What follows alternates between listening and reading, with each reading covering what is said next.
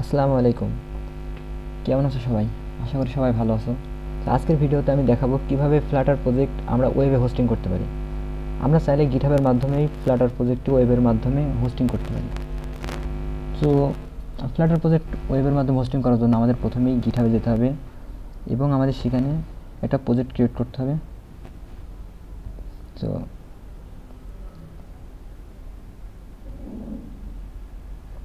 আমাদের রিপোজিটরির নাম দিতে হবে আমাদের user name dot GitHub dot IO. আমার ইউজার নেম হচ্ছে আশিক এমজেড ডট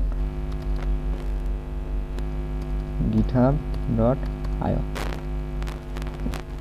এরপর আমাদের অবশ্যই এটা পাবলিক করা লাগবে, সিক্রেট রিপোজিটরি। দেন আমাদের ফ্লাটার প্রজেক্টে যেতে হবে। এরপর আমাদের এই যে প্রজেক্ট আছে এটার জন্য ওয়েব বিল্ড করা লাগবে।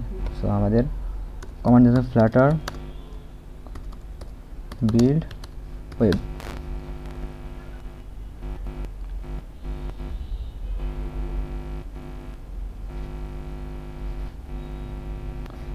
এবার যদি আমরা বিল্ডে যদি যাই তাহলে দেখতে পাবো আমাদের ওয়েব নামের একটা ফোল্ডার তৈরি হয়েছে। তো এখানে আমাদের index.html সবগুলোই আছে, যার মাধ্যমে আমরা সাধারণত ওয়েব হোস্টিং করতে পারি। তো আমাদের এই যে ওয়েব ফোল্ডারটা এটা আমাদের পুশ করা লাগবে। তো আমাদের এই ডিরেক্টরিতে যেতে হবে। So CD bold change directory. এরপর আমাদের ওয়েবে যাওয়া লাগবে। তো সিডি ওয়েব। সো আমাদের এই যে এই ডিরেক্টরিটা এইটা আমাদের অলরেডি চলে আসছে। এবার আমরা এটা পুশ করব। সো গিট init git add dot git push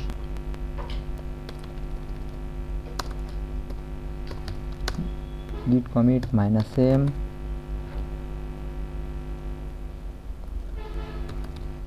fast commit।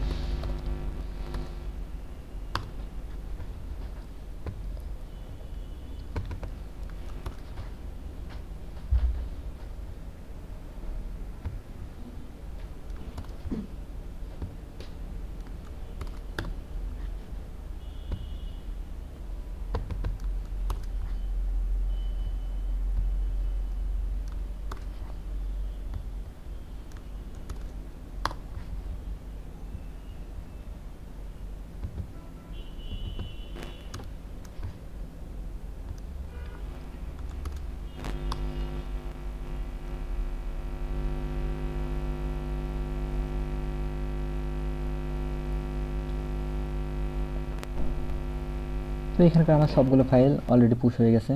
এখন আমরা যদি আমাদের এই প্রজেক্টে যাই, যদি আমরা রিলোড দিই তাহলে দেখতে পাবো আমার সবগুলো প্রজেক্ট সবগুলো ফাইল আমাদের অলরেডি আপলোড হয়ে গেছে। তো এবার আমরা যাব সেটিংয়ে যাওয়ার পর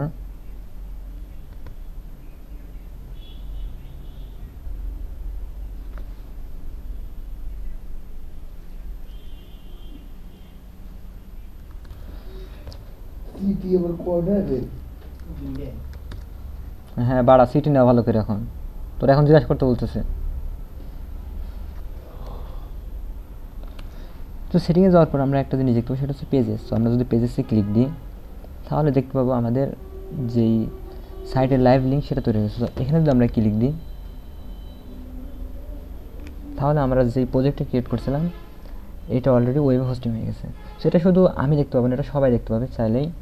সো আমরা যদি এখন একটা সার্চ দিই, তো 5টা,